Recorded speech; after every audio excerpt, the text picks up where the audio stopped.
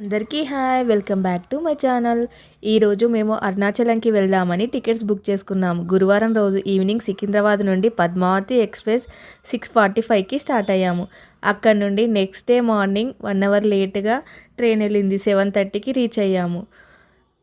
ముందుగా మేము విష్ణు సముదాయంలోకి వెళ్ళి సాటర్డేకి సర్వదర్శనం టోకెన్స్ ఇస్తున్నారని తెలుసుకొని టోకెన్ తీసుకున్నాము. తర్వాత ఫ్రెష్ అప్ అయ్యి పద్మావతి అమ్మవారి గుడికి వెళ్ళి మార్నింగ్ 11:55కి తిరువన్నామలై ట్రైన్ బుక్ చేసుకున్నాం. 11:55కి ట్రైన్ ఎక్కి 4:43 PMకి మేము రీచ్ అయ్యాం.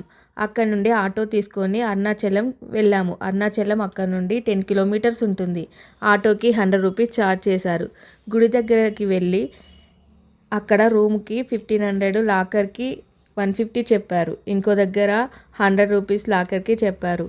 మేము ఆల్రెడీ ఫ్రెష్ అయ్యే ఉన్నాం కాబట్టి రూమ్ తీసుకోలేదు. అలాగే మేము నైట్ స్టే చేయడం లేదు అని రూమ్ అవసరం లేదు అనుకొని లాకర్ తీసుకున్నాము. లాకర్ 24 అవర్స్ ఓపెన్ ఉంటుందని చెప్పారు. లాకర్కి 100 రూపీస్ తీసుకున్నారు. లగేజ్ అంతా అందులో పెట్టేసరికి 5:30 PM అయ్యింది. అక్కడ వాళ్ళని అడిగితే 7:30 PM వరకు టెంపుల్ క్లోజ్ అవుతుంది అని అన్నారు. ముందుగా అరుణాచలేశ్వరుని దర్శనం చేసుకొని గిరి ప్రదక్షిణ చేయమన్నారు. మేము అదే బెటర్ అనుకొని ముందుగా అరుణాచలేశ్వరుని దర్శనానికి వెళ్ళాము. మేము వెళ్ళిన రోజు కుబేరలింగం ప్రతిష్ఠించిన రోజు అని తమిళంలో చెప్పారు. మాకు వారి భాష పూర్తిగా అర్థం కాలేదు, కానీ ఆ రోజు చాలా పవిత్రమైన రోజు అని, ఆ రోజు అరుణాచలేశ్వరుని దర్శనం చాలా మంచిదని అన్నారు.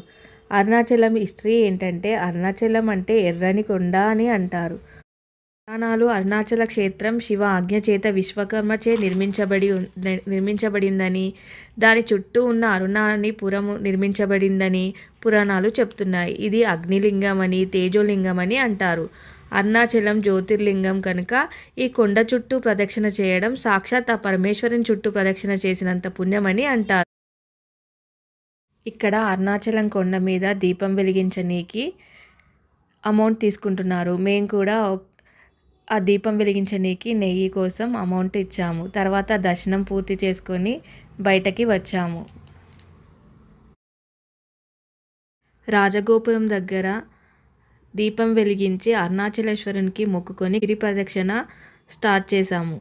నేను, మా ఆయన, నా చిన్న కొడుకు ముగ్గురం కలిసి గిరి ప్రదక్షిణ స్టార్ట్ చేశాము. మేము 7:30కి గిరి ప్రదక్షిణ స్టార్ట్ చేశాము. మొత్తం 14 కిలోమీటర్స్ ఉంటుంది. మనకు గిరి ప్రదక్షిణలో 8 శివలింగాలు ఉంటాయి.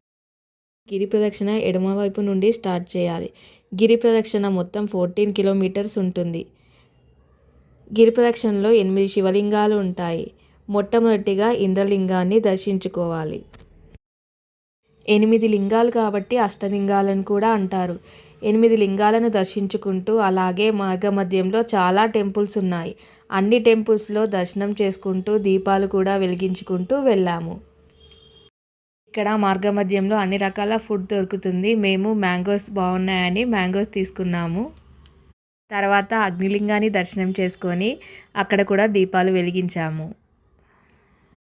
ఇక్కడ దుర్గా అమ్మవారి టెంపుల్ దగ్గర నిమ్మకాయలు తీసుకొని అందరూ దిష్టి తీసుకుంటున్నారు.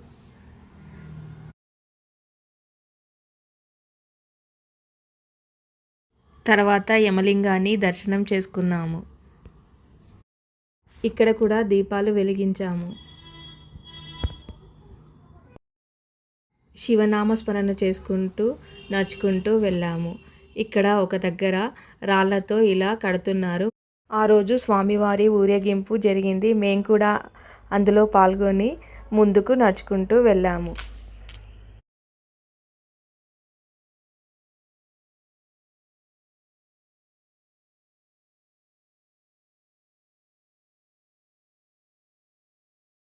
తర్వాత నైరుతి లింగాన్ని దర్శనం చేసుకున్నాము. అష్టలింగాలే కాకుండా సూర్యలింగం, చంద్రలింగాన్ని కూడా మేము దర్శనం చేసుకున్నాము. మార్గమధ్యంలో చినుకులు పడ్డాయి. అయినా సరే మేము అరుణాచలేశ్వరుని నామస్మరణ చేసుకుంటూ ముందుకు వెళ్ళాము. ఇక్కడ చాలా స్ట్రీట్ ఫుడ్ దొరుకుతుంది. ఎలాంటి ఇబ్బంది లేకుండా వాష్రూమ్స్ కూడా ఉన్నాయి. ఇంకా చాలామంది సాధువులు కనబడతారు మనకు మార్గమధ్యంలో. ఇలా 8 శివలింగాలను దర్శనం చేసుకుంటే మోక్షం లభిస్తుంది అని అంటారు. ఇక్కడ శ్రీవారి పాదాలు ఉన్నాయి. మేము ఇక్కడ శ్రీవారి పాదాలకు నమస్కరించుకొని ముందుకు వెళ్ళాము.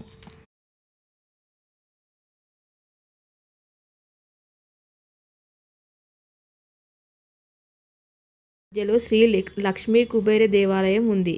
అక్కడ మనకి ఎలాంటి దోషాలున్నా తొలగిపోతాయని స్థల పురాణం చెప్తుంది. అక్కడ ఒక చాట మరియు గంపలో అన్ని రకాల సామాగ్రి పెట్టి 100 రూపీస్ 150 ఛార్జెస్ తీసుకుంటున్నారు. అది పట్టుకొని 3 సార్లు ప్రదక్షిణ చేసి హారతి కర్పూరం వెలిగించి అక్కడ ఒక హోమగుండం ఉంది, అందులో వేయాలి. మళ్ళీ సన్నగా చినుకులు స్టార్ట్ అయ్యాయి. మళ్ళీ మేము అరుణాచలేశ్వరుని తలుచుకుంటూ అరుణాచల నామస్మరణ చేసుకుంటూ వెళ్ళాము. మార్గమధ్యంలో చాలా సాధువులు కనబడుతుంటారు మనకి. తర్వాత వాయులింగాన్ని దర్శనం చేసుకున్నాము. ఇక్కడ కూడా మేము దీపాలు వెలిగించాము. చాలా వరకు నైట్ కానీ లేదా మార్నింగ్ గిరి ప్రదక్షిణ చేస్తున్నారు. ఎందుకంటే అప్పుడే వాతావరణం చాలా చల్లగా ఉంటుంది. మధ్యాహ్నం గిరి ప్రదక్షిణ చేయాలంటే ఎండగా ఉన్నప్పుడు మనకు సాధ్యం కాదు అని చెప్పారు. రాత్రిపూట మనం ప్రదక్షిణ చేసినా మనకి ఎలాంటి భయం ఉండదు. చాలా జనాలు అప్పుడే చేస్తారు కాబట్టి మనకి ఎలాంటి భయము అనిపించదు. ఇప్పుడు మేము నంది సర్కిల్ వరకు చేరుకున్నాము. చివరిగా ఈశాన్య లింగాన్ని దర్శనం చేసుకున్నాము. మళ్ళీ రాజగోపురం దగ్గరికి వెళ్ళాము. ఇంతటితో మా గిరి ప్రదక్షిణ పూర్తయింది. మేము గిరి ప్రదక్షిణ 7:30కు స్టార్ట్ చేసి 1:30కు ముగించాము. మొత్తం 6 గంటల సమయం పట్టింది మాకు. మేము లాకర్ దగ్గరికి వెళ్ళి లగేజ్ తీసుకొని మళ్ళీ మేము తిరుపతికి రిటర్న్ అయ్యాము. అరుణాచలం నుండి ప్రతి అరగంటకు ఒక బస్సు తిరుపతికి ఉంది అని తెలుసుకొని అక్కడి నుండి బస్ స్టాండ్కి వెళ్ళి తిరుపతి బస్సు ఎక్కాము. తిరుపతికి చేరుకున్నాక కొండపైకి వెళ్ళాము. అక్కడ సర్వదర్శనాన్ని క్యూ లైన్లో 12:30కి చేరుకున్నాము. అక్కడే మొబైల్ పెట్టి దర్శనానికి వెళ్ళాము. మాకు 4.5 అవర్స్ టైం పట్టింది దర్శనానికి. శ్రీవారి దర్శనం చేసుకొని బయటకు వచ్చేసాము. ఇంకా వర్షం ఎక్కువైంది. మేము ముందు రోజు అరుణాచలంలో రెయిన్ కోట్లు తీసుకున్నాం కాబట్టి మాకు ఎలాంటి ఇబ్బంది కలగలేదు. దర్శనం తర్వాత లడ్డూలు తీసుకొని లాకర్ దగ్గరికి వెళ్ళాము. అక్కడ వేడివేడి సాంబార్ అన్నం పెడుతున్నారు. అది తిని మళ్ళీ మేము కింది తిరుపతికి వచ్చి హైదరాబాద్ బస్సు ఎక్కాము. నైట్ 7:30కి స్టార్ట్ అయ్యాము తిరుపతిలో. నెక్స్ట్ డే మార్నింగ్ 7:30కి హైదరాబాద్ చేరుకున్నాము. ఇలా మా అరుణాచలం తిరుపతి 2 రోజులు ఇలా జరిగింది. ఈ వీడియో మీకు నచ్చితే లైక్ చేయండి, సబ్స్క్రైబ్ చేయండి, షేర్ చేయండి. ఇంతసేపు ఓపికగా నా వీడియో చూసినందుకు థ్యాంక్ యూ ఫర్ వాచింగ్.